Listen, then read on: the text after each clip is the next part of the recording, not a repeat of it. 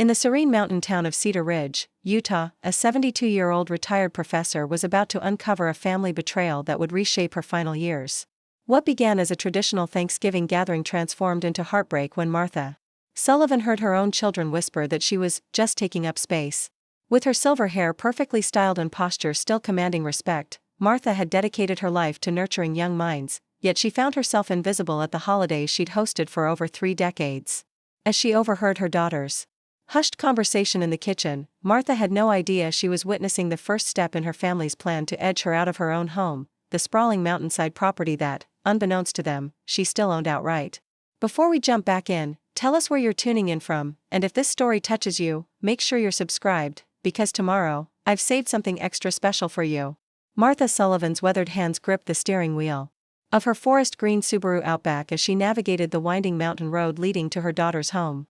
The November air carried the crisp promise of the coming winter, and through her windshield, she could see Cedar Ridge dressed in its autumn finery, the last golden leaves clinging stubbornly to maple trees, pumpkins adorning front porches, and smoke curling from stone chimneys against the backdrop of snow-dusted mountains. In the passenger seat sat her contribution to the day, a handcrafted ceramic dish containing her renowned sweet potato casserole with maple pecan topping, the recipe carried down through 4 generations of Sullivan women. Beside it lay a carefully arranged stack of photo albums she'd spent weeks organizing, visual chronicles of family history she thought everyone might enjoy revisiting after dinner. Her heart fluttered with the familiar anticipation she'd felt every Thanksgiving for over 30 years.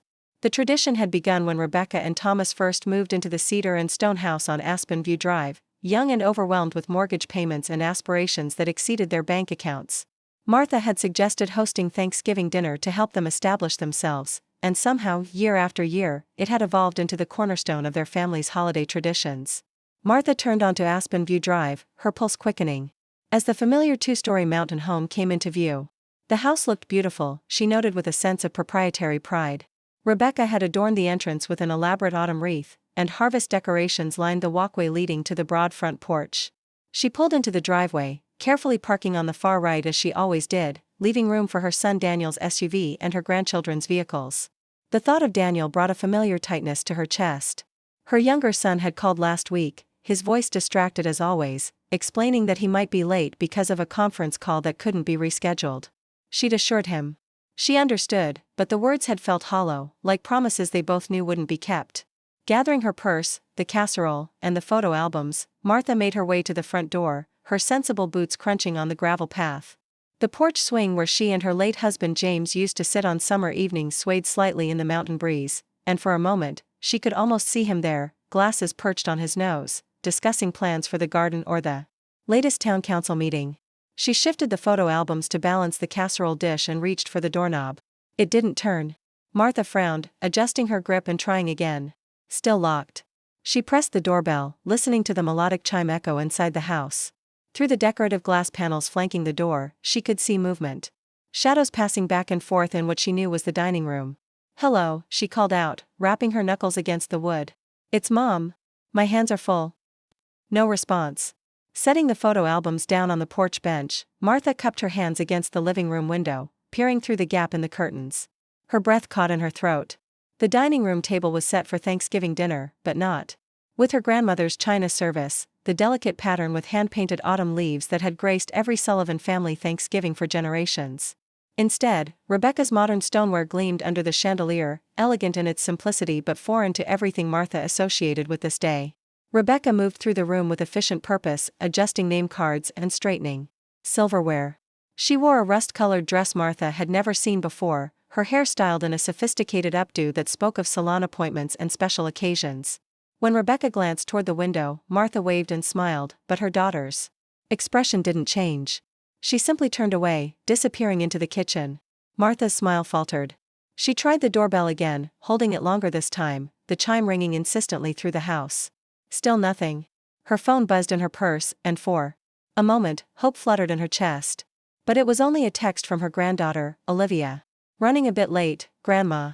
Mason had a meltdown about leaving his new gaming setup. Should be there by noon. Love you." Martha typed back quickly, "No problem, sweetheart. See you soon."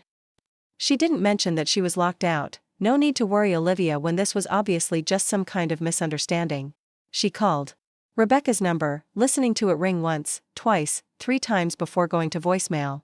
Hi, you've reached Rebecca Sullivan Wilson. Please leave a message, and I'll get back to you as soon as I can. Rebecca, it's Mom. I'm here for Thanksgiving dinner, but the door seems to be locked, and I don't think you can hear the doorbell. Could you let me in?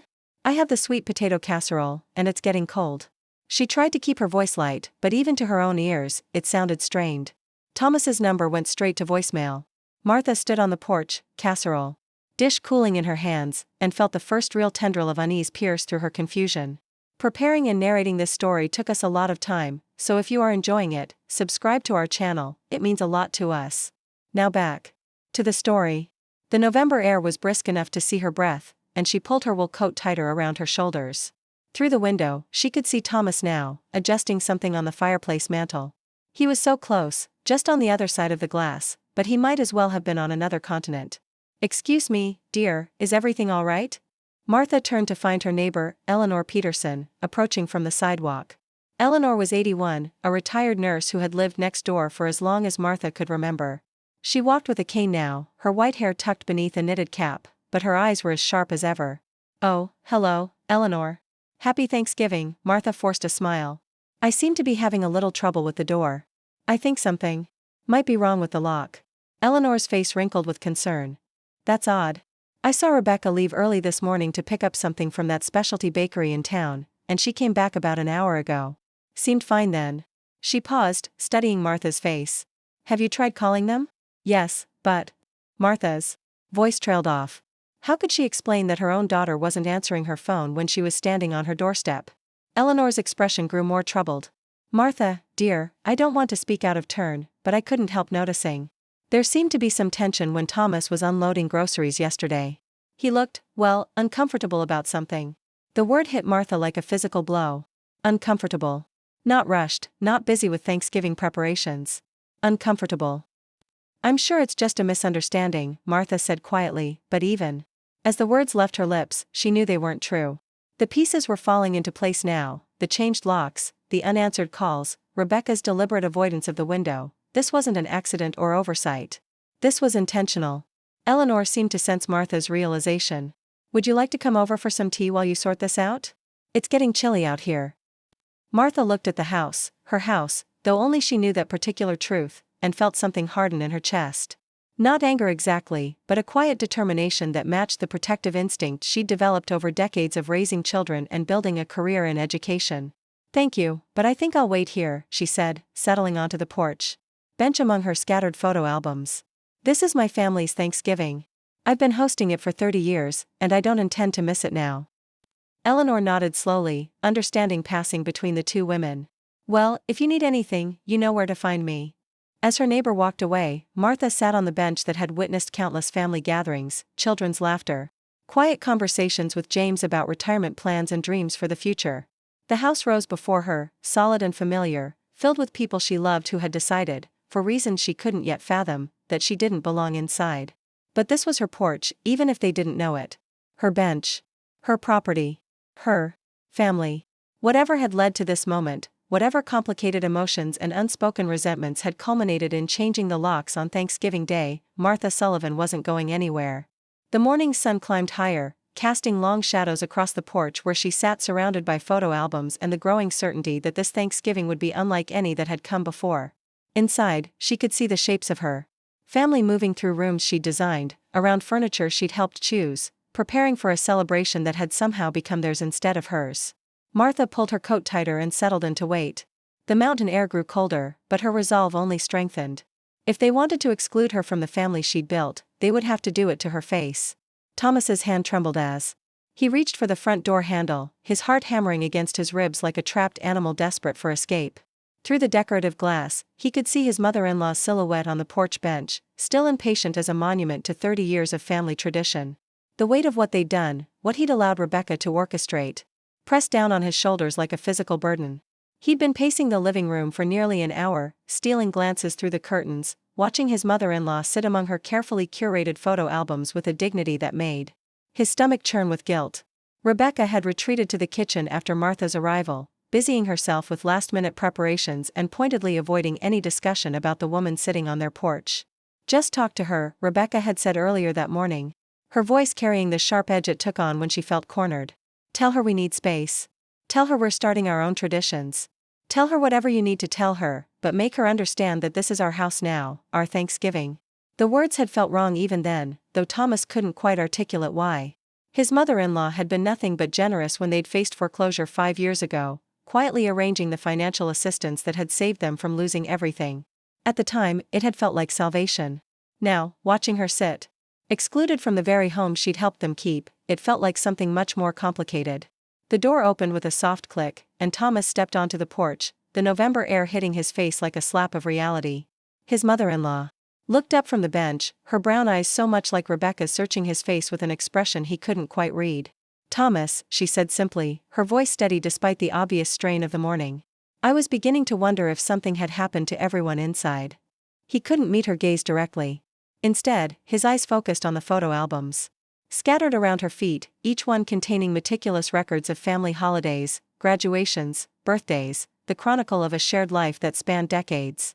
The sight made his throat tight. "Martha, we need to talk," he said, the words coming out more desperate than he'd intended. Martha folded her hands in her lap, the gesture so familiar it made his chest ache. "I gathered that much when you changed the locks without telling me." The quiet accusation hit him harder than shouting would have. Thomas ran a hand through his hair, a nervous habit that had followed him from childhood. It's complicated, Martha." "Then uncomplicate it for me." Her tone remained even, but he caught the slight tremor beneath the surface. "Help me understand why I'm sitting on the porch instead of in the kitchen preparing Thanksgiving dinner the way we have for 30 years. Thomas glanced back toward the house, where he could see Rebecca's shadow moving behind the kitchen window. His wife had made her position clear. This was about establishing boundaries, about claiming their space as a family without the constant presence of his mother-in-law hovering over every decision they made. "Rebecca feels," he began, then stopped, hating how the words sounded even as he formed them. "We feel like it's time to start our own Thanksgiving traditions as a family." "I see," Martha's voice grew quieter. "And I'm not family?" "That's not what I meant." The protest came out sharper than he'd intended. "You know your family, Martha, but Rebecca we think, that maybe it's time for us to host Thanksgiving our way. Without me," she finished the sentence he couldn't bring himself to complete. Thomas's jaw clenched as years of frustration bubbled to the surface.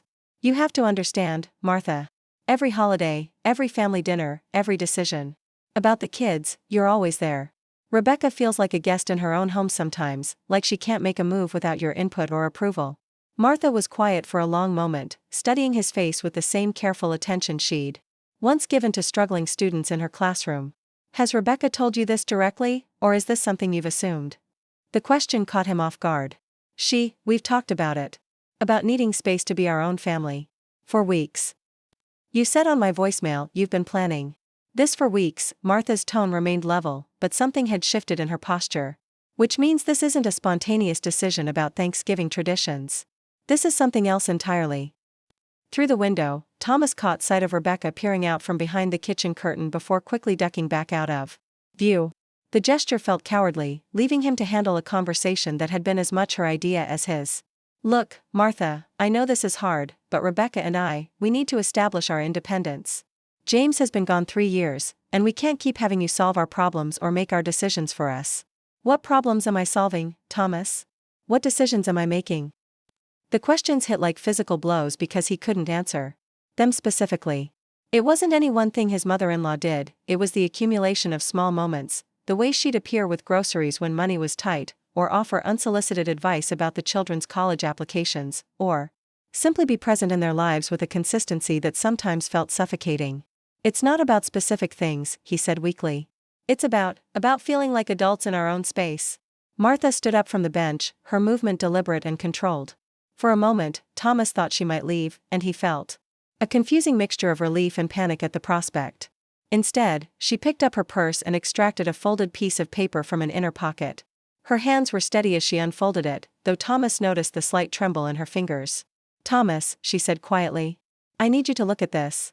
He took the paper from her hands, his eyes scanning the legal text with growing confusion that quickly transformed into shock.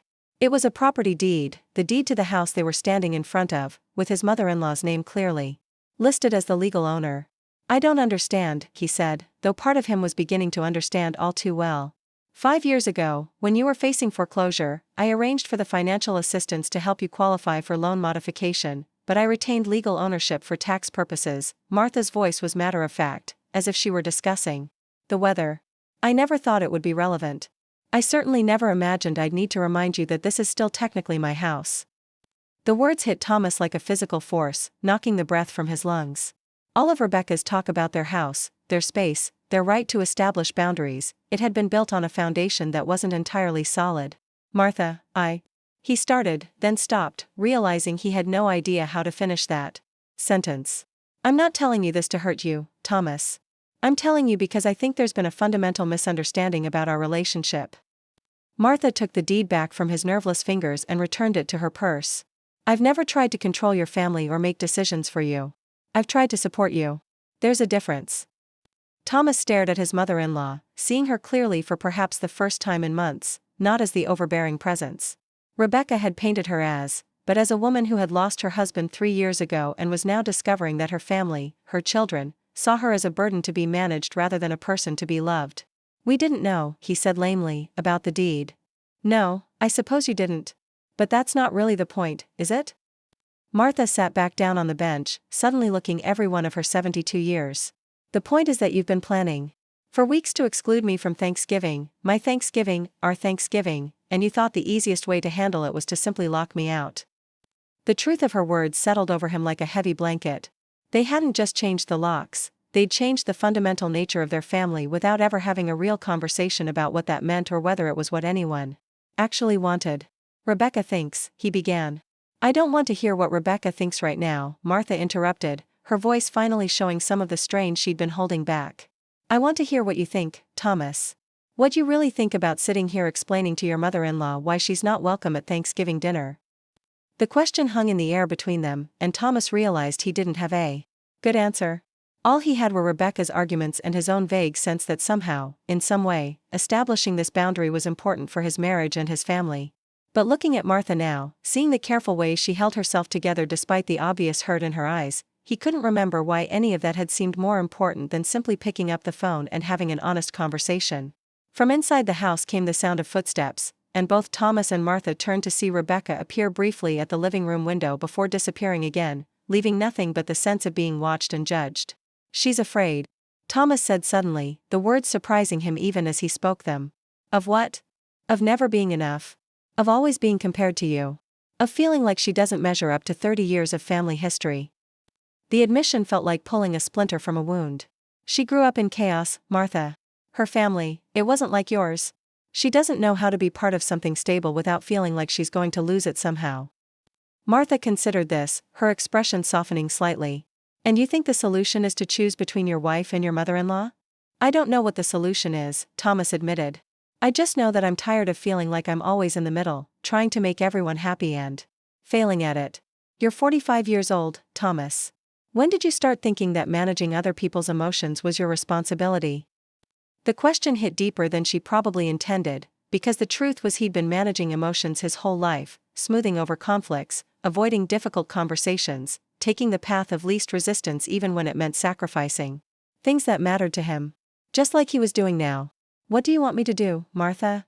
The question came out more desperate than he'd intended. "I want you to figure out what you want to do, Thomas. Not what Rebecca wants, not what you think I want, what you want." She stood up again, gathering her purse and one of the smaller photo albums from the pile around the bench. "I'm going to sit here until you do, because this is my porch. On my property, and I have nowhere else I need to be today." As she settled back onto the bench, Thomas felt the weight of her words and the deed in her purse and 30 years of Thanksgiving mornings that had started in this house with his family gathered around the table his father-in-law had crafted by hand. The standoff was no longer just about Thanksgiving dinner, it had become something much larger, a reckoning with what family meant and what they were all willing to sacrifice to avoid having difficult conversations. Thomas looked toward the house where Rebecca waited in the kitchen, then back at his mother-in-law who sat with quiet dignity among her scattered photo albums. The sound of car doors slamming carried across the crisp morning air, followed by a child's excited voice calling, "Grandma Martha." Martha looked up from the porch bench where she'd been sitting for nearly 2 hours, her body stiff from the cold and her heart heavy with the weight of rejection. A sleek blue Tesla pulled into the driveway behind her Subaru, and Olivia Sullivan Wilson was already moving toward the porch with the purposeful stride of someone who sensed something was wrong. "Grandma." Olivia's voice carried the particular blend of concern and confusion that Martha had come to associate with her eldest granddaughter's clinical psychology training. "What are you doing out here?"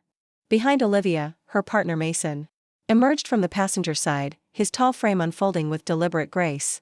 Even in casual clothes, dark jeans and a charcoal sweater, Mason carried himself with the confidence of someone who designed buildings meant to withstand both time and elements.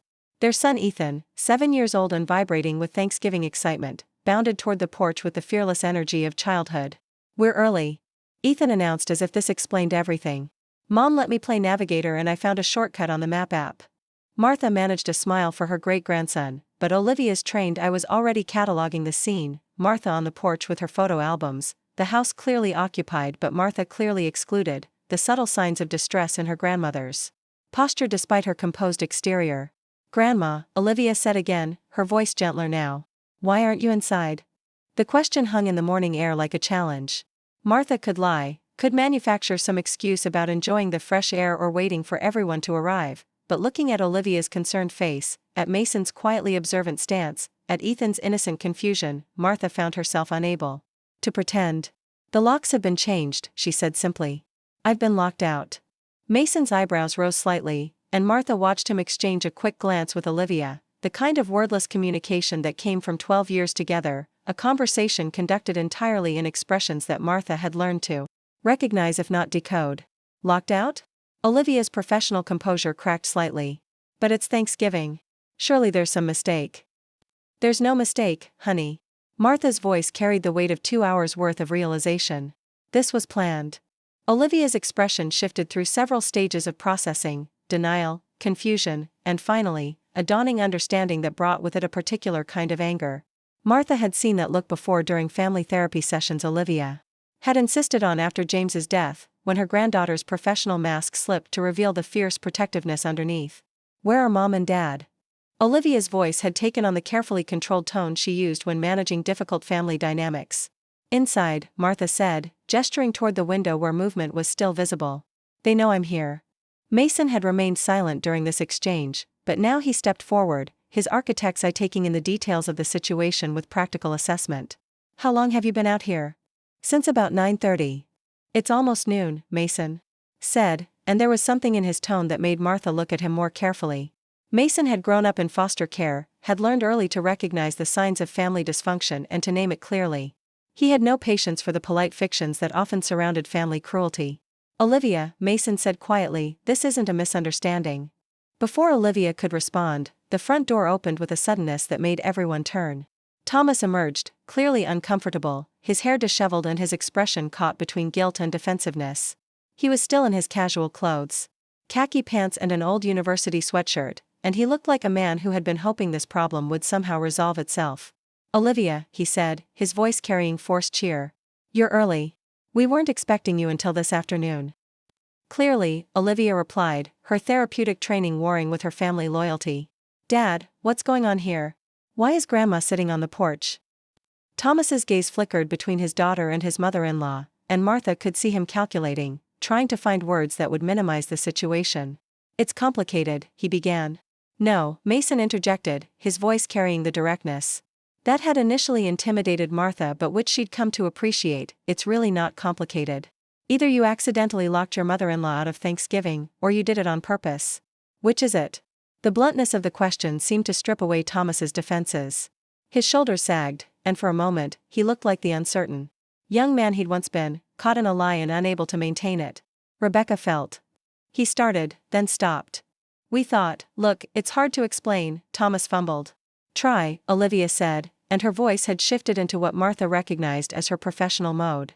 "Because from where I'm standing, it looks like you've excluded my grandmother from Thanksgiving, and I'm having trouble understanding how that could possibly be justified." Inside the house, Martha could see Rebecca moving past the window, her posture rigid with stress. The children's voices were audible, her younger grandchildren, Alex and Zoe, excited about their cousin's arrival, but Rebecca didn't come to the door, didn't join the conversation that was clearly about her as much as anyone. "She wanted to do Thanksgiving her way this year," Thomas said finally. Without feeling like she had to check everything with Martha first.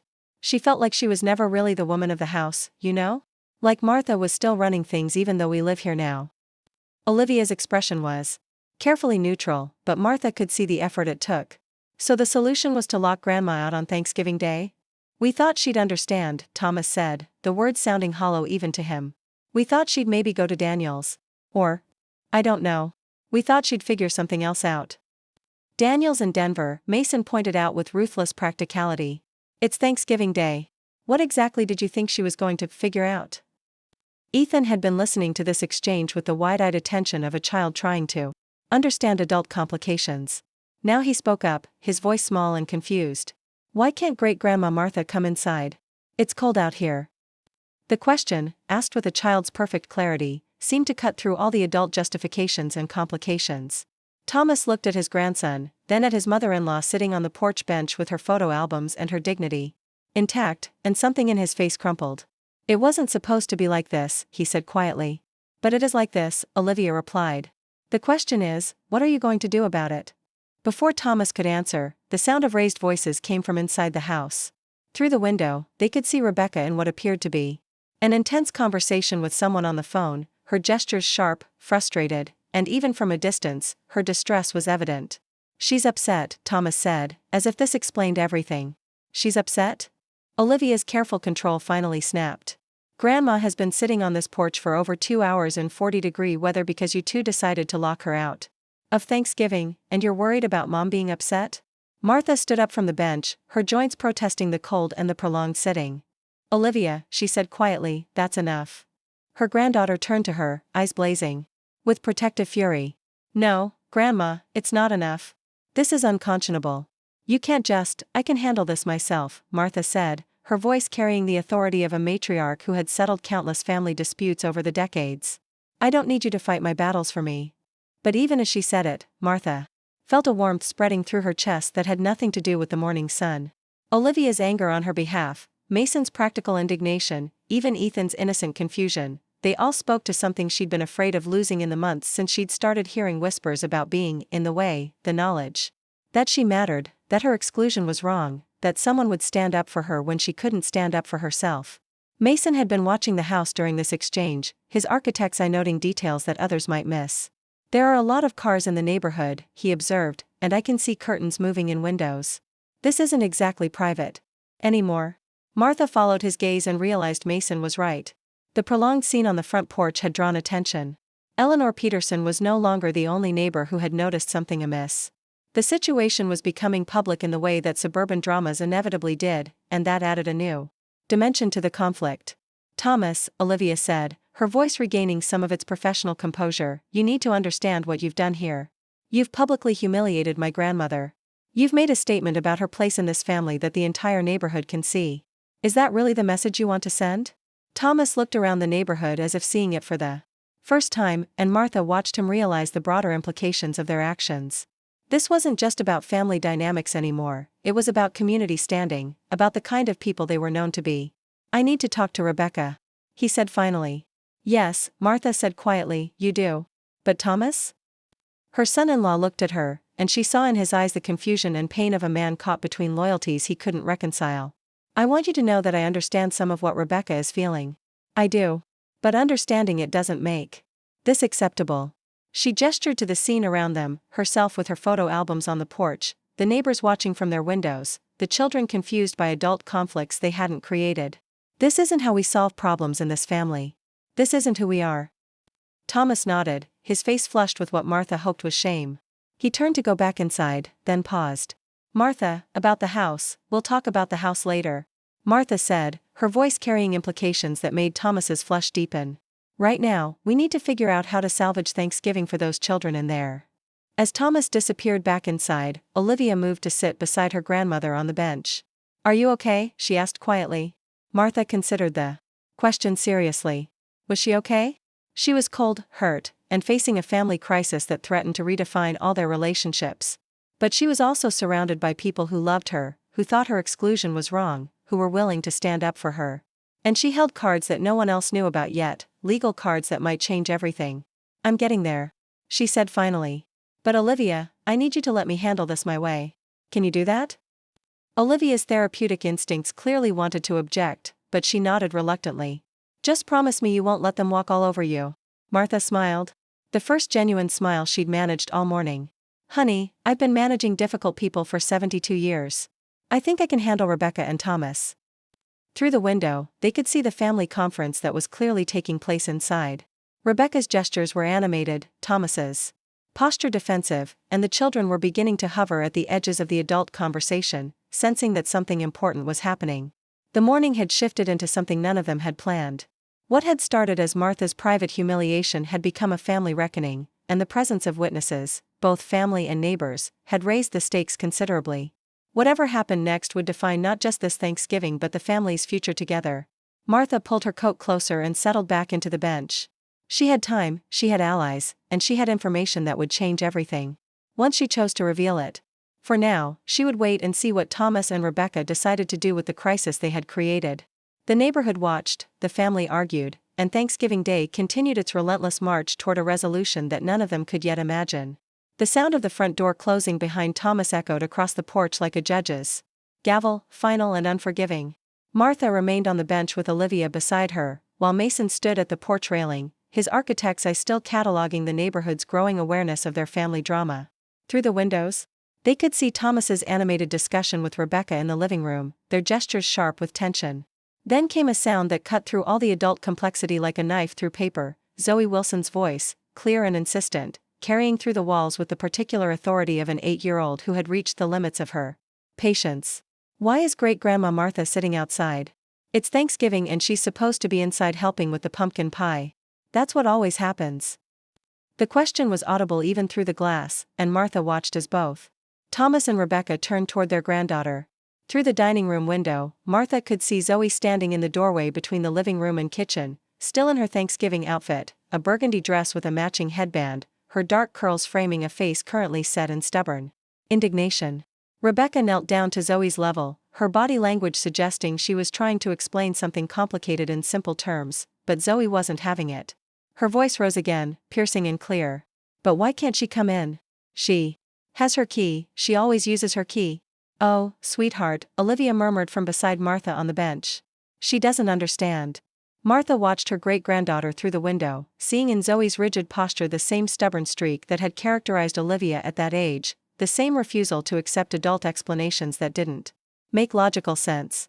Zoe had always been the family's truth-teller, the child who asked uncomfortable questions and refused to be satisfied with vague answers. The conversation inside seemed to be escalating. Thomas had joined Rebecca and Zoe. And now 7-year-old Alex appeared, clutching what looked like a handmade Thanksgiving card. He made them Thanksgiving cards, Martha said quietly, remembering the excited phone call from Alex 3 weeks ago when he'd finished his project. He spent hours on it, wanted it to be perfect for Great-Grandma Martha. Mason turned from his position at the railing. What kind of people lock out someone's grandmother on Thanksgiving Day when there are children involved? His voice carried the particular edge of someone who recognized emotional cruelty in all its forms, having experienced too much of it in foster care. Before anyone could answer, the front door burst open, and Zoe Wilson marched onto the porch. With the determined stride of a child who had had enough of adult nonsense.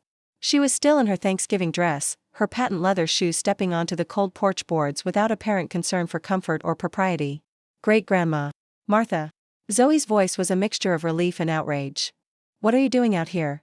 Daddy says you can't come in because Mommy needs space, but that doesn't make any sense because this is your house too. Martha felt her heart squeeze as Zoe launched herself into her arms, all warm hugs and righteous indignation. The child's embrace carried the simple, uncomplicated love that Martha had been starving for, the acceptance that said her presence was not just wanted but essential. Hi, sweetheart, Martha managed, her voice thick with emotion as she held her great-granddaughter tight. I'm just waiting out here for a bit. But why? Zoe pulled back to look at Martha directly, her young face serious with concern. Are you sick? Did you forget your key? Daddy has extra keys. I've seen them in the kitchen drawer. Behind Zoe, Alex appeared in the doorway, still clutching his card, his face streaked with tears. He looked between his sister and his great-grandmother, with the bewildered expression of a child whose world had suddenly stopped making sense. Great-Grandma Martha. Alex's voice was small and trembling. I made you a card. It has a turkey made of my handprint, and I wrote what I'm thankful for. But Mommy says we have to have Thanksgiving without you, and I don't understand why. The simple statement hit Martha like a physical blow. Here was the truth of what Rebecca and Thomas had done, stripped of all adult justification and complexity. They had chosen to have Thanksgiving without her, and they had left their grandchildren to navigate the emotional wreckage of that decision. Olivia made a sound of distress beside her, and Martha saw her granddaughter's hands clench into fists. Mason's expression had gone from disapproving to frankly appalled. "Can I see your card, Alex?" Martha asked gently, extending her hand. Alex approached slowly, as if he wasn't sure he was allowed to give the card to her anymore, but Zoe took charge with the fierce protectiveness of an older sister. "Of course you can give it to her, Alex. She's our great-grandma. Give it to her. Right now." Alex placed the card in Martha's hands with the solemnity of a religious offering. It was construction paper folded in half, covered with a hand-traced turkey decorated with real feathers. Inside, in Alex's careful second-grade handwriting, were the words, "Dear Great-Grandma Martha, thank you for teaching me how to make pumpkin pie. I am thankful for you more than anything except maybe my new bike. Love, Alex." Martha felt tears threaten for the first time since this ordeal began. The card represented hours of work, the kind of focused effort that 7-year-olds reserved for things that truly mattered to them. And Alex had made it for her, believing she would be there to receive it, believing Thanksgiving would happen the way it always had. "It's beautiful, Alex," she whispered. "It's the most beautiful card I've ever received." "Really?" Alex's face brightened slightly. "I used real feathers from the craft store. Mom said it was messy, but I wanted it to be special." "It is special," Martha assured him, "and so are you." Zoe had been listening to this exchange with growing agitation. Now she turned toward the house and shouted, "Mommy! Daddy! Come out here right now. This is stupid and mean, and I don't like it." Through the window, Martha could see Rebecca's stricken face as her granddaughter's words carried into the house. Thomas appeared behind his daughter, and both parents looked like people caught in a trap of their own making. "Zoe, honey, come inside," Rebecca's voice came through the screen door. "It's too cold for you to be out there in your dress." "No." Zoe's voice carried the particular defiance of a child who had decided that adults were wrong and needed to be corrected. "I'm staying with Great-Grandma Martha. If she can't come in, then I'm staying out here." "Me too," Alex announced, moving closer to Martha's side. "I want to be with Great-Grandma Martha." Olivia looked at Martha with something approaching awe. "They're staging a revolt," she murmured. "A successful one, by the looks of it," Mason added, watching Rebecca's increasingly distressed face through the window. But Martha was focused on her great-grandchildren, on the simple loyalty they were showing in the face of adult complications they couldn't understand. Zoe had wrapped her arms around Martha's waist and was glaring at the house with the fierce determination of an 8-year-old who had chosen her side. Alex was pressed against Martha's other side, still clutching his handmade card. "Are you going to be our great-grandma forever?" Alex asked suddenly, his voice small and worried. "Even if Mommy doesn't want you to come to Thanksgiving?" The question revealed the deeper fear that Martha hadn't fully considered. In their child logic, being excluded from Thanksgiving might mean being excluded from everything. If Great-Grandma Martha wasn't part of Thanksgiving anymore, what else might she not be part of? "Oh, sweetheart," Martha said, pulling Alex closer. "I will always be your great-grandma. Always. No matter what happens with grown-up stuff, I will always love you and Zoe more than you can imagine." "But you won't live with us anymore," Zoe said, and it wasn't quite a question. "Because Mommy and Daddy live in your house now, and you live in that apartment that smells like lavender." Martha was surprised by Zoe's matter-of-fact assessment. She hadn't realized the children understood so much about the living arrangements, about the way family dynamics had shifted since James's death. "That's right," Martha said carefully. "I live in my apartment now, but that doesn't change how much I love you." "But it changes Thanksgiving," Zoe said with devastating child logic. "Because Thanksgiving is supposed to be at your house with your special plates and your cranberry sauce recipe and the way you know how to make the gravy. Without lumps." The accuracy of Zoe's observation hung in the air like an indictment. She had identified exactly what was being lost, not just Martha's presence, but the traditions, the sense memories, the continuity that had defined their family celebrations for a generation. "I brought my cranberry sauce," Martha said gently. "It's right there in that container." "Can we eat it out here?" Alex asked hopefully. "Like a picnic?" "It's 40 degrees, Olivia pointed out practically. "I don't care," Zoe declared. "If that's where Great-Grandma Martha has to be, then that's where we should have Thanksgiving dinner." The front door opened again, and Thomas stepped out onto the porch. He looked haggard, like a man who had spent the morning fighting a war he was losing. Behind him, Martha could see Rebecca hovering in the doorway, her face a mask of conflicted emotions. "Kids," Thomas said, his voice carrying Forced authority, you need to come inside. You're going to catch cold. We're not cold, Zoe lied with the transparent defiance of childhood. We're fine out here with great-grandma Martha. Zoe, Thomas's voice took on the particular tone parents used when they were approaching the end of their patience. This is complicated grown-up stuff. You don't understand everything that's happening here. Zoe turned to face her grandfather with the kind of withering look that only children could deliver. I understand that you locked great-grandma Martha out of her own house on Thanksgiving Day, and now she's sitting outside in the cold while we're inside being warm, and that's mean. The simple clarity of the statement seemed to hit Thomas like a slap.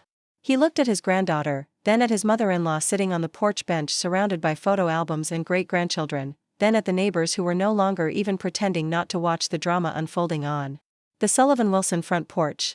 It's not her house anymore, Thomas said quietly, but even he seemed to recognize how weak the words sounded. Yes, it is, Zoe replied with absolute certainty. She lived here forever and ever, and she made it beautiful, and she knows where everything goes, and she taught Mom how to make the special stuffing. It's her house even if you live in it now. She's right, Alex added, emboldened by his sister's courage and moving closer to Martha. And besides, great-grandma Martha still has her key. I saw her try to use it. If it's not her house, why does she have a key? The children's logic was unassailable in its simplicity, and Martha watched Thomas struggle to find an explanation that wouldn't either lie to his grandchildren or admit the full scope of what he and Rebecca had done. The locks got changed, he said finally. Why? Zoe demanded. Did somebody try to break in? Are we in danger? Thomas looked helplessly at his daughter, who was still hovering in the doorway. The conversation had moved beyond anything they had prepared for, into territory where their grandchildren's moral clarity was exposing the fundamental wrongness of their actions. Nobody tried to break in, Rebecca said finally, stepping out onto the porch despite the cold. She was dressed for Thanksgiving dinner in a rust-colored sweater dress, her hair arranged in a sophisticated updo, but she looked like a woman who had been backed into a corner. We changed the locks because. She stopped, unable to finish the sentence in front of her grandchildren. How could she explain that they had changed the locks specifically to keep their beloved grandmother away? How could she justify that level of deliberate cruelty to children who loved Martha without reservation? Because you wanted to hurt great-grandma Martha's feelings, Zoe said into the silence, her voice carrying the devastating honesty of childhood. That's why. You wanted her to feel bad. Rebecca's face crumpled at the accusation, and Martha saw something break in her daughter's carefully maintained composure. Here was the truth that no amount of adult rationalization could disguise: their actions had been designed to cause pain, and they had succeeded. But they had also created something they hadn't anticipated. In trying to exclude Martha, they had forced their grandchildren to choose sides, and the children had chosen their great-grandmother with all the moral clarity and stubborn loyalty that only children possessed. Martha looked at Zoe and Alex pressed against her sides in the cold November air, defending her with the fierce love that made family worth fighting for. Then she looked at Rebecca and Thomas, faced with the consequences of their actions reflected in their grandchildren's eyes. I think, Martha said quietly, we need to find a way to fix this. All of us, together. The porch fell silent except for the sound of the neighborhood waking up for Thanksgiving Day and the distant rustle of fallen leaves skittering across lawns. In the space between the adults' complicated resentments and the children's simple love, Martha could see the possibility of something new, not the restoration of what had been lost, but the creation of something different and possibly better. But first, they would all have to find the courage to be honest about what they really wanted and what they were really afraid of losing. The silence that settled over the porch after Martha's words carried the weight of 30 years of family history, all of it suddenly called into question by the events of this Thanksgiving morning. Zoe and Alex remained pressed against their great-grandmother's sides, their loyalty unwavering despite the cold seeping through their holiday clothes. Rebecca and Thomas stood frozen in the doorway, trapped between their grandchildren's moral clarity and their own complicated justifications. It was Olivia who finally broke the stalemate, her therapeutic training kicking in as she recognized the need for someone to take charge of the deteriorating situation. Mom, she said, her voice carrying professional authority tempered with familial concern, the children are getting cold. Why don't you take them inside and get them properly dressed while the adults figure this out? Rebecca looked grateful for the reprieve, but Zoe immediately protested. No. I'm staying with great-grandma Martha. Sweetheart, Martha said gently, you need to go get warm. I'll still be here. Promise? Promise? Alex asked, his voice small and worried. I promise, Martha said, though she had no idea what the next few hours might bring. Zoe reluctantly allowed herself to be led inside, but not before turning to deliver one final pronouncement. This is still the stupidest Thanksgiving ever, and when I grow up, I'm never going to lock people out of holidays. The door closed behind the children with a soft click that seemed to echo with finality. Left on the porch were Martha, Olivia, Mason, and Thomas, who looked like a man facing a firing squad. "Sit down, Thomas," Martha said, patting the porch bench beside her. "We need to talk." Thomas hesitated, glancing back at the house where Rebecca had disappeared with the children, but something in his mother-in-law's tone, not demanding, not angry, but carrying the authority of someone who had managed family crises for decades, made him comply. Mason remained standing at the porch railing, his presence a reminder that this family drama now had witnesses who wouldn't politely pretend not to notice. Olivia took the chair from the small porch table, positioning herself where she could see both her grandmother and her father clearly. "Tell me how this started," Martha said quietly. "Not the locks, not this morning. Tell me when you and Rebecca first decided that I was the problem." Thomas was quiet for so long that Martha wondered if he would answer at all. When he finally spoke, his voice carried the exhaustion of someone who had been carrying a burden for longer than he cared to admit. "It wasn't like that, Martha. You weren't the problem, exactly. It was more like..." He struggled for words, running his hands through his hair. "Do you remember when James got sick? Really sick, I mean. Those last few months." Martha felt her chest tighten. James's final months had been a blur of hospital visits, insurance calls, and the gradual recognition that they were losing him. "Of course I remember. You handled everything," Thomas continued. "The doctors, the insurance, the decisions about treatment. You were like this force of nature. Nothing could stop you, nothing could break you. You just kept going and going, managing everything and everyone." "Someone had to," Martha said simply. "I know, and I was grateful. We all were. But after James died, you didn't stop. You kept managing everything, our finances when we were struggling with the mortgage, the kids' college applications, family dinners, holidays. It was like you couldn't let go of being in charge of everything." Olivia was watching this exchange with the careful attention of a therapist, but Martha could see the conflict in her granddaughter's eyes, professional understanding warring with personal loyalty. "Are you saying I was too involved?"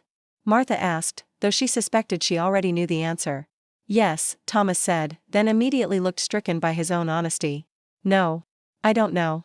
It's complicated." "It's not that complicated," Mason said from his position at the railing. His voice carried the directness of someone who had no investment in family diplomacy. Either Martha's involvement was helpful and welcome, or it wasn't. Which was it? Thomas shot him a look that suggested he didn't appreciate the bluntness, but Mason's expression remained neutral. He had grown up in the foster system, where family dynamics were dissected with clinical precision, and he had little patience for the polite fictions that often surrounded family dysfunction. "It was helpful," Thomas admitted, "but it was also overwhelming. Rebecca felt like she could never do anything right, like Martha was always watching and judging. And I felt like I wasn't really the man of the house, you know? Like I was still just Martha's son-in-law playing house." The words hung in the air like an accusation, and Martha felt them settle into her chest with the weight of recognition. She thought back to the past 3 years, to the way she had continued to involve herself in Rebecca and Thomas's family life. Had she been helping, or had she been controlling? "Tell me about the mortgage," she said quietly. Thomas's face flushed. "What about it? Tell me about when you were going to lose the house." The silence stretched between them, filled with memories that both of them had been trying to avoid examining too closely. Finally, Thomas spoke, his voice barely above a whisper. "We were 4 months behind. The bank was starting foreclosure proceedings. Rebecca was working 2 jobs. I was pulling every overtime shift I could get, but it wasn't enough." He paused. And Martha could see him reliving the shame and fear of that time. "You came over one day and found Rebecca crying at the kitchen table with all the bills spread out in front of her." Martha remembered that day with painful clarity. Rebecca had looked so young, so overwhelmed, surrounded by notices and demands and threats. The sight of her daughter's despair had triggered every protective instinct Martha possessed. "I offered to help," Martha said. "You did more than help," Thomas replied. "You paid off the entire balance. Just like that. $72,000, like it was nothing." "It wasn't nothing," Martha said quietly. "It was most of James's life insurance." "I know, and we were grateful. God, Martha, we were so grateful. But then you kept being involved. Coming over to check on things, offering advice about money, about the kids, about everything. And Rebecca started feeling like we weren't really adults anymore, like we were just kids you were taking care of." Olivia had been listening to this exchange with growing understanding. Grandma, she said gently, did you ever talk to them about expectations? About what paying off the mortgage meant for your relationship going forward? Martha considered the question and realized with growing discomfort that she hadn't. She had seen a problem, her daughter's family in crisis, and she had solved it. But she hadn't considered the emotional complexity of what that solution might create. I thought I was helping, she said finally. I thought I was being a good mother. You were, Thomas said quickly. You are. But Rebecca. Rebecca has this thing about being independent. Her father left when she was 11, and her mother couldn't handle anything on her own. Rebecca had to take care of everything, bills, groceries, making sure her mom didn't drink too much. She swore she'd never be dependent on anyone like that. The revelation about Rebecca's background hit Martha like an epiphany. She had known her daughter's childhood had been difficult, but she hadn't understood the specific fears that drove Rebecca's need for control and independence. So when I kept being involved, Martha said slowly, she felt like history was repeating itself. Like she was back to being the child while someone else handled the adult responsibilities. Exactly, Thomas said, relief evident in his voice at being understood. And I was caught in the middle, grateful to you, loyal to Rebecca. Trying to be a good husband and a good son-in-law and feeling like I was failing at both. Mason had been listening to this exchange with the kind of attention that came from his professional background in architecture, someone trained to understand how structures worked, how they carried weight, and where they were most likely to fail. So instead of having a conversation about boundaries and expectations, he said, you decided to lock Martha out and hope she'd get the message. Thomas winced at the bluntness of the summary. It wasn't supposed to be like this.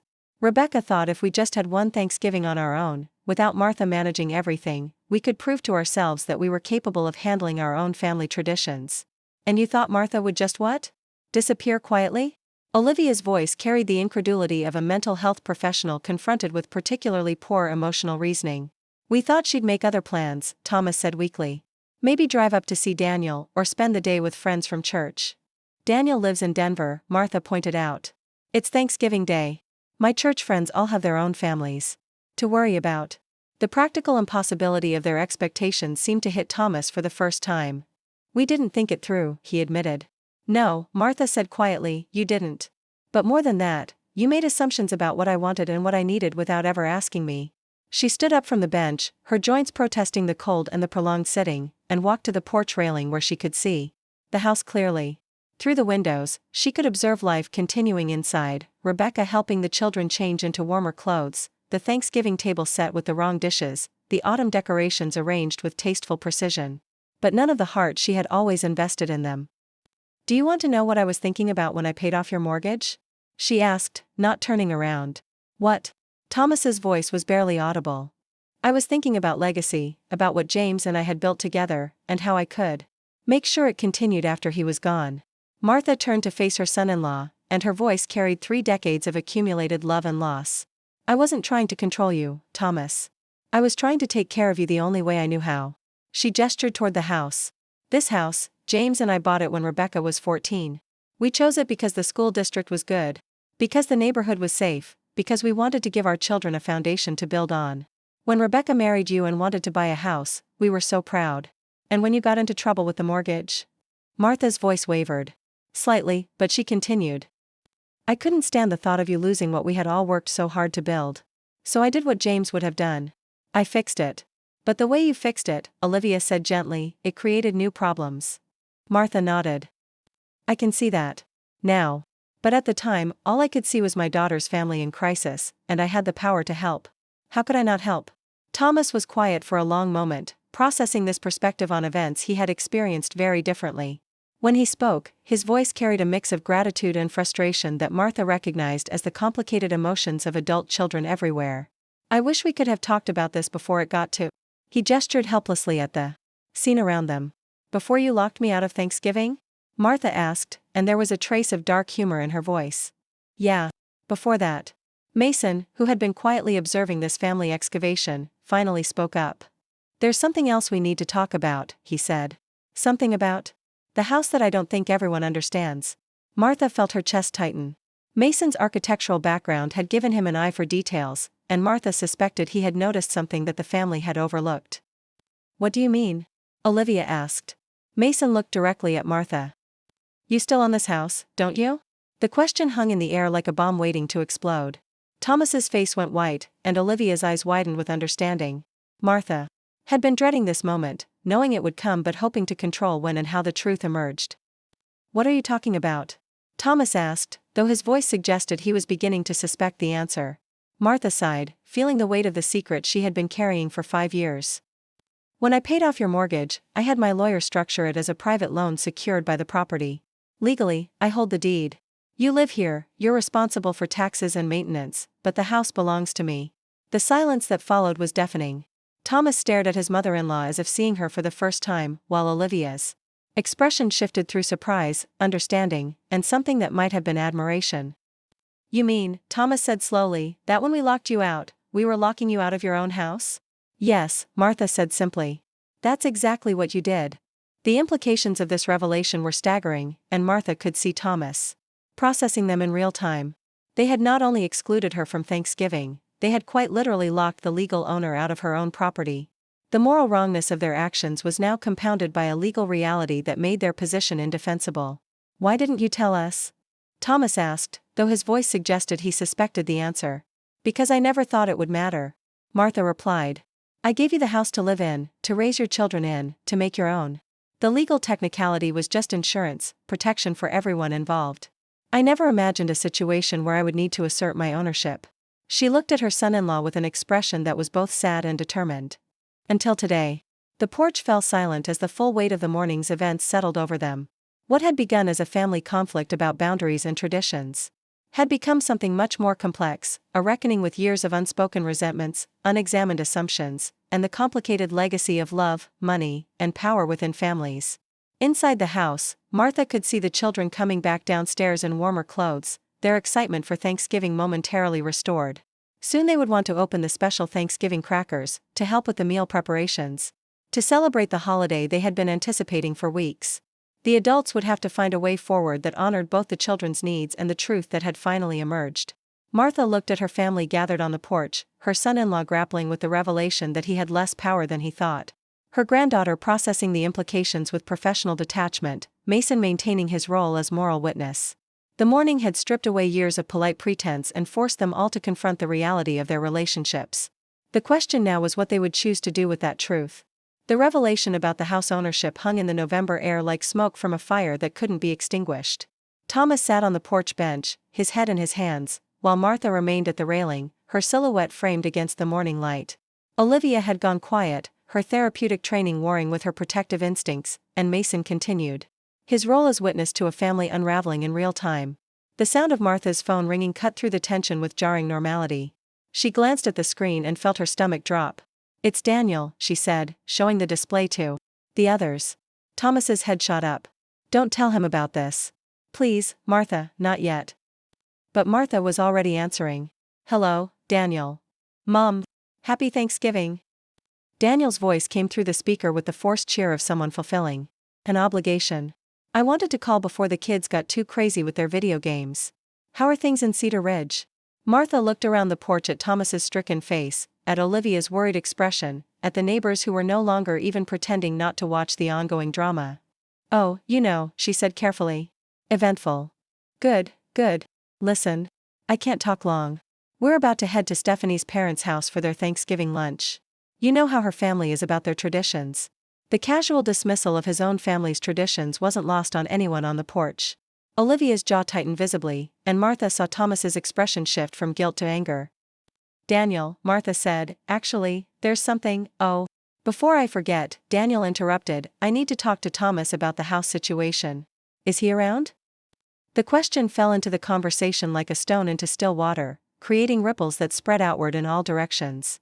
Thomas's face had gone pale, and Martha felt a chill that had nothing to do with the November morning. "What house situation?" Martha asked carefully. "The sale? Stephanie's been doing some research on Utah real estate, and she thinks Thomas could get a really good price if he sells now. The market's hot, property values in that neighborhood have gone up significantly. We were thinking it might be time for him to cash out, maybe move somewhere with better schools for the grandkids." The silence on the porch was deafening. Martha felt the world tilt slightly as the full implications of Daniel's words sank in.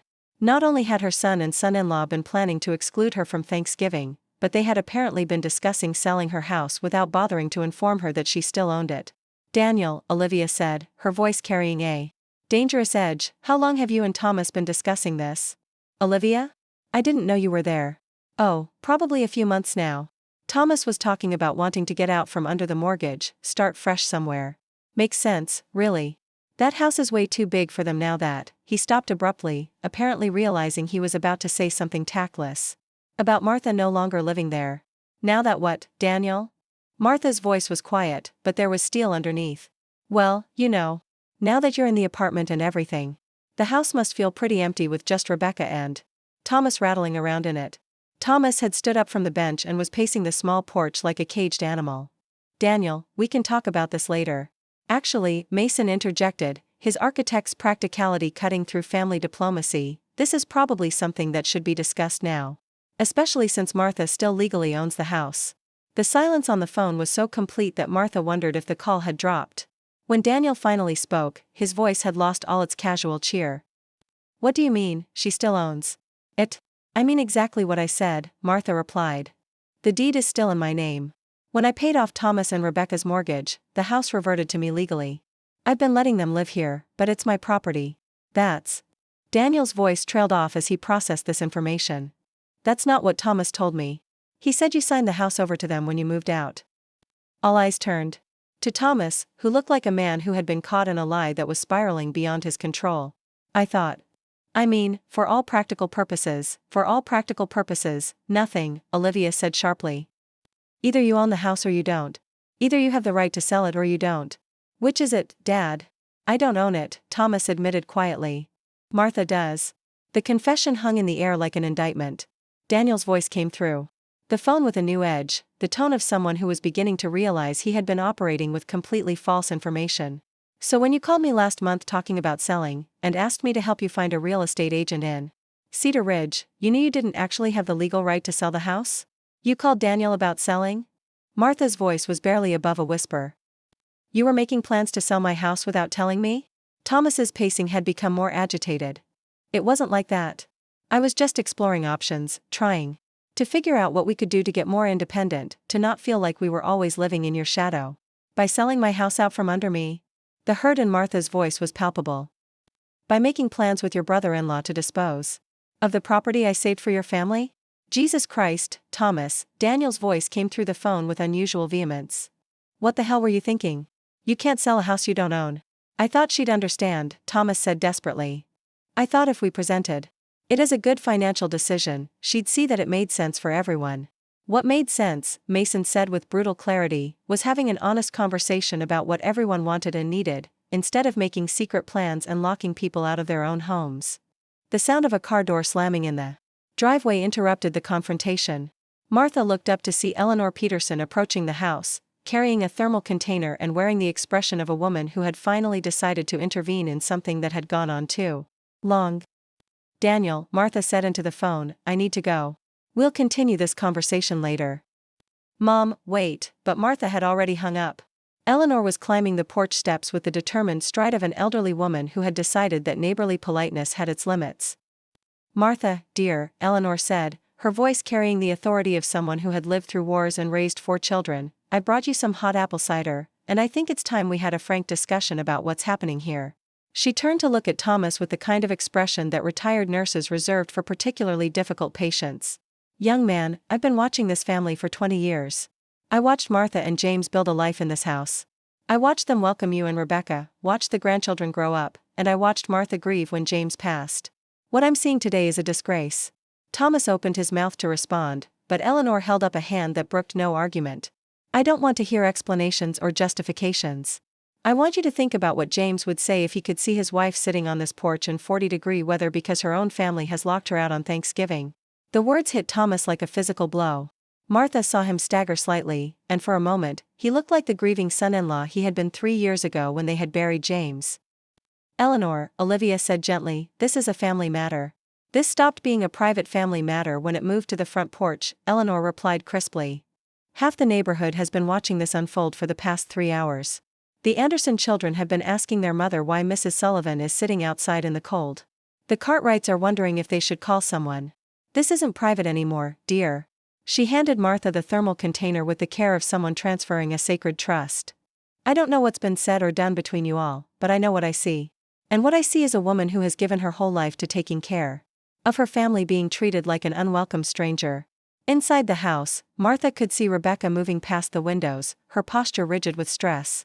The children were no longer visible, presumably helping with meal preparations or playing, their Thanksgiving held hostage by adult conflicts they couldn't understand. The children keep looking out the windows, Eleanor continued. They're confused and upset. Whatever problems you adults have with each other, those children don't deserve to have their Thanksgiving ruined by it.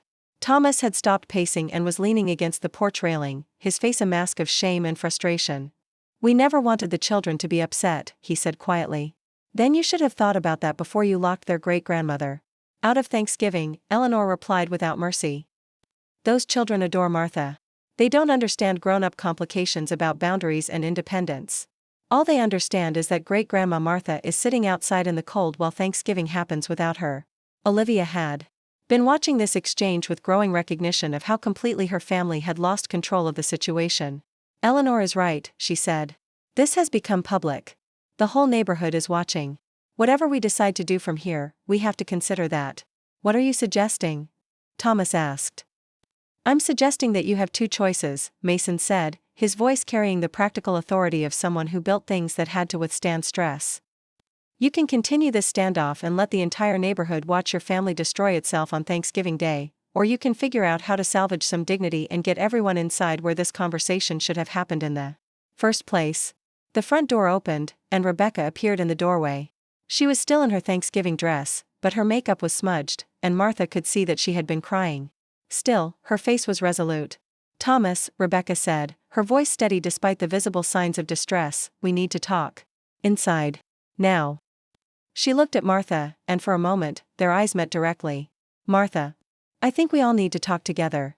It was the first time Rebecca had addressed her directly since the crisis began, and Martha heard in her daughter's voice something she hadn't expected, not surrender exactly, but a recognition that the situation had moved beyond what any of them had intended.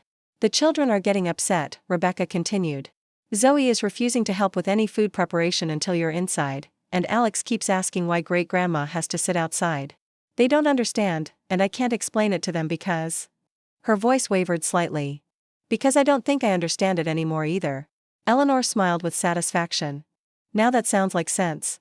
Martha, dear, you shouldn't have to choose between your dignity and getting warm. This is your house, isn't it? Yes, Martha said quietly. It is. She stood up from the porch railing, her joints protesting the hours of cold and tension. The thermal container of hot cider was warm in her hands, a small kindness that felt disproportionately meaningful after the morning's cruelties. All right, she said, looking at each member of her family in turn. Let's go inside and finish this conversation properly. But I want it understood, we're going into my house to have a discussion about how this family is going to move forward. And whatever we decide, it's going to be a decision we all can live with. She walked toward the front door, and for a moment, no one moved. Then Rebecca stepped aside, holding the door open in a gesture that felt both practical and symbolic. After you, Rebecca said quietly. Martha paused at the threshold, feeling the warmth from inside the house wash over her face. Behind her, she could hear her family following, Olivia and Mason, Thomas with his shame and confusion, Eleanor with her righteous indignation still intact. But it was the sound from inside the house that decided her, Zoe's voice calling out, Great-Grandma Martha. Are you finally coming inside? We've been waiting forever. Yes, Martha thought as she crossed the threshold into her own home. They had been waiting forever, all of them, and it was time to stop waiting and start building something new from the wreckage of what they had almost destroyed. The warmth of the house enveloped Martha like an embrace as she stepped across the threshold for the first time in over 3 hours. The familiar scent of home, cinnamon from baking pies, herbs from the roasting turkey, the subtle fragrance of the autumn flowers arranged on the entry table, hit her with an intensity that made her eyes water. Or perhaps that was something else entirely. Zoe and Alex appeared at the edge of the living room, their faces lighting up with the pure joy that only children could generate when they see adults finally doing the right thing. You're here, Zoe declared, rushing forward to take Martha's hand. Now we can have real Thanksgiving. Alex followed closely behind, his face solemn with the relief of a child whose world had temporarily fallen apart and was now being put back together. I kept your place at the table, he said proudly. Mom wanted to move it, but I said no. Martha felt her composure, so carefully maintained during the long morning on the porch, begin to crack. These children had fought for her, had refused to accept her exclusion, had recognized an injustice and stood against it with all the moral clarity of their young hearts. The simple loyalty of it, the pure love without conditions or complications, was almost more than she could bear. Rebecca had moved into the living room, her posture stiff with the kind of tension that comes from facing an inevitable confrontation. She gestured toward the sofa with the awkward formality of someone who wasn't sure of her authority in the space anymore. "Please, everyone sit down," Rebecca said, then seemed to realize the absurdity of playing hostess to the woman who actually owned the house. Her face flushed, and she looked away. Thomas had followed them inside, but he remained standing near the door as if he might need to escape at any moment. Olivia and Mason took seats on the couch, while Eleanor settled herself in James's old leather recliner with the authority of someone who had earned the right to witness this family's reckoning. Martha remained standing, still holding Eleanor's thermal container, looking around the room that had been her home for 30 years. Rebecca had done a lovely job with the decorating. The Thanksgiving centerpiece was artfully arranged on the coffee table, autumn-colored throw pillows adorned the couch, and a wreath of dried leaves and berries hung above the fireplace. But something essential was missing, some warmth that couldn't be purchased or arranged. "Where are the family photos?" Martha asked suddenly.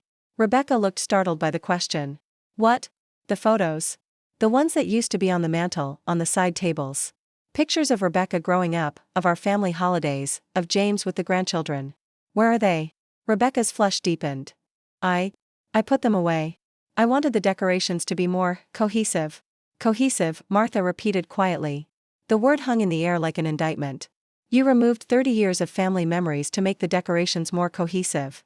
"Mom," Olivia said gently, recognizing the dangerous edge in her grandmother's voice. But Martha had reached something beyond diplomacy or family peacekeeping. The hours on the porch, the revelation about the secret plans to sell her house, the discovery that her family photos had been hidden away like embarrassing reminders of an inconvenient past, it all crystallized into a moment of perfect, painful clarity. "Do you want to know what I was thinking about out there?" Martha asked, her voice steady but carrying an undertone that made everyone in the room go still. "I was thinking about all the Thanksgivings we've had in this house. 31 years. Of November mornings, of children helping set the table, of James carving the turkey at that dining table."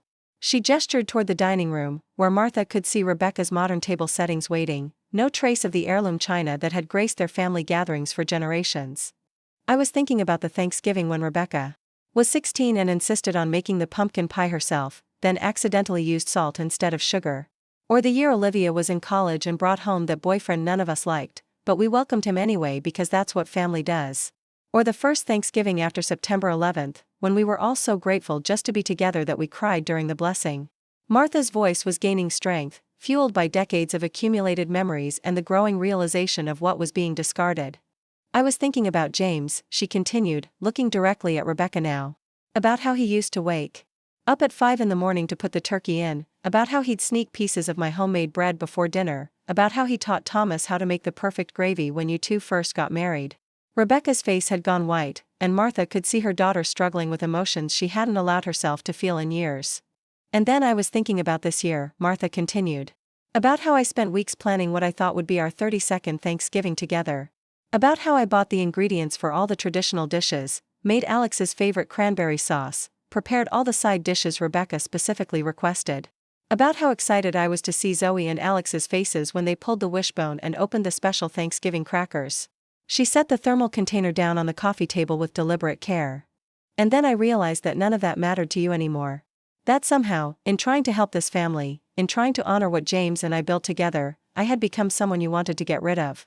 Someone whose presence was so unwelcome that you would rather lock me out in the cold than have an honest conversation about what you needed." The room was silent except for the sound of the children shifting restlessly by the doorway and the tick of the grandfather clock in the corner, the one Martha and James had bought for their 15th anniversary. "So I made a decision out there," Martha said, her voice taking on a finality that made Olivia sit forward with concern. "I have decided to sell the house." The words fell into the silence like a bomb. Thomas's face went from white to gray, and Rebecca made a small sound of distress. Even the children seemed to sense that something irreversible had just been announced. "Grandma," Olivia said carefully, "let's not make any hasty decisions." "It's not hasty," Martha replied. "It's actually long overdue. You want independence, Rebecca? You want to feel like adults who can make your own decisions without your mother hovering over everything? Fine. I'll sell the house, and you can buy your own home wherever you want to live. You can start fresh with your own mortgage, your own traditions, your own cohesive decorating scheme. She looked around the room one more time, her gaze lingering on the fireplace, the Thanksgiving decorations, the space where family photos used to remind everyone of their shared history. I'll take my share of the proceeds and move to Hawaii. I hear Maui is beautiful year-round. I can live in a condo overlooking the ocean, join a book club, take up painting, and not bother anyone with my inconvenient love and concern. The silence that followed was deafening.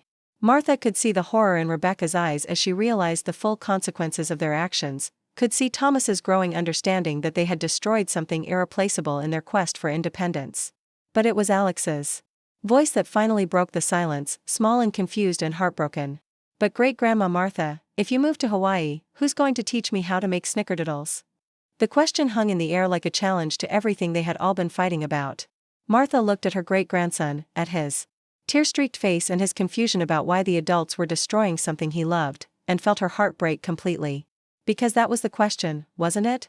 If she wasn't here to make cookies with the children, to maintain the traditions, to remember the stories and preserve the connections, who would? Who would make sure that 31 years of family history didn't just disappear into cohesive decorating and efficient independence? Martha sat down heavily in the chair across from the couch, suddenly feeling every one of her 72 years. The fight had gone out of her, replaced by a bone-deep exhaustion that came from realizing that everything she had tried to preserve might already be lost.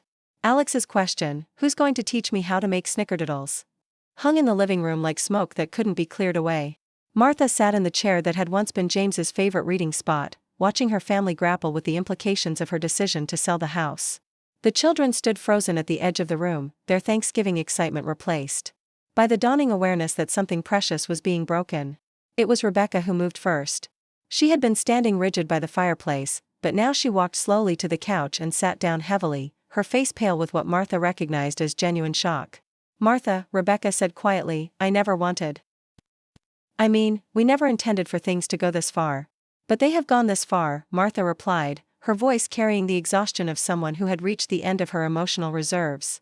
They've gone so far that my own great-grandchildren are asking who's going to teach them family recipes, because they understand something that their parents apparently don't, that family traditions don't just happen by themselves. Someone has to care enough to preserve them.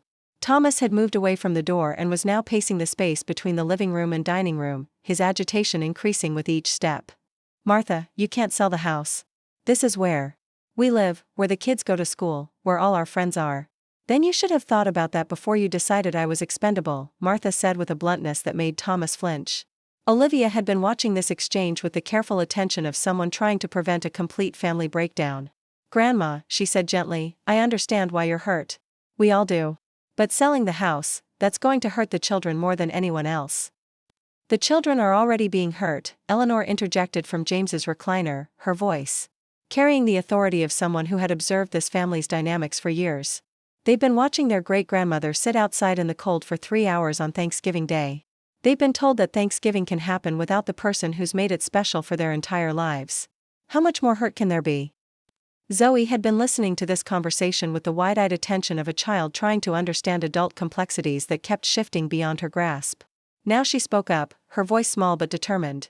I don't want you to move to Hawaii, Great-Grandma Martha. Hawaii is where tourists go. Your home is here with us. The brutal honesty of the 8-year-old's statement hit the room like a slap. Martha felt tears threaten for the first time since the crisis began, not from hurt or anger, but from the recognition that Zoe had articulated exactly what selling the house would represent. It would be the beginning of the end, the first step toward becoming someone whose presence was managed and scheduled rather than integrated into the daily fabric of family life. Zoe, Rebecca said quickly, Great-Grandma Martha isn't going anywhere. She's just, but Rebecca couldn't finish the sentence because they all knew what Martha moving to Hawaii would really mean. It would mean the end of spontaneous visits, of being available for school events and soccer games, of being the family anchor who remembered everyone's birthdays and kept track of the stories that made them who they were. Mason, who had been quiet since they'd come inside, finally spoke. Rebecca, can I ask you something? Rebecca nodded, though her expression was wary. What exactly did you think would happen after today? Let's say your plan had worked perfectly, Martha had quietly disappeared, you'd had your independent Thanksgiving, prove to yourselves that you could manage your own traditions. Then what? The question was asked with Mason's characteristic directness but without hostility. It was the voice of an architect trying to understand the blueprint for a structure that seemed fundamentally unsound. We thought she'd understand that we needed space, Rebecca said, her voice growing smaller with each word. That she'd step back and let us be adults. But step back to where? Mason pressed. Step back from what? From caring about her grandchildren? From wanting to be part of family celebrations? From having opinions about the house she owns? Rebecca's composure finally cracked completely. I don't know, she said, her voice rising with frustration and something that sounded like desperation. I don't know what I thought would happen. I needed to feel like I was the mother, like I was the woman of this family, not some apprentice who was never quite good enough. The admission hung in the air with the weight of years of accumulated resentment and insecurity. Martha looked at her daughter, really looked at her, and for the first time saw past the defensive anger to the frightened young woman underneath. Rebecca, Martha said quietly, do you really think I don't see you as the mother of this family? How can I? Rebecca's voice was thick with tears now. You're the one they go to when they're really hurt. You're the one who knows exactly how Alex likes his sandwiches cut and which bedtime story Zoe needs when she's scared. You're the one who remembers every important moment and makes every holiday special. What does that leave for me? The raw pain in Rebecca's voice silenced the room. Even the children had gone quiet, sensing that their mother was saying something important, something that might help them understand why Thanksgiving had gone so wrong. Martha felt something shift in her chest, not forgiveness exactly, but recognition. She had been so focused on her own exclusion, her own hurt, that she hadn't fully grasped the depth of Rebecca's insecurity. Up next, you've got 2 more standout stories right on your screen. If this one hit the mark, you won't want to pass these up. Just click and check them out. And don't forget to subscribe and turn on the notification bell, so you don't miss any upload from us.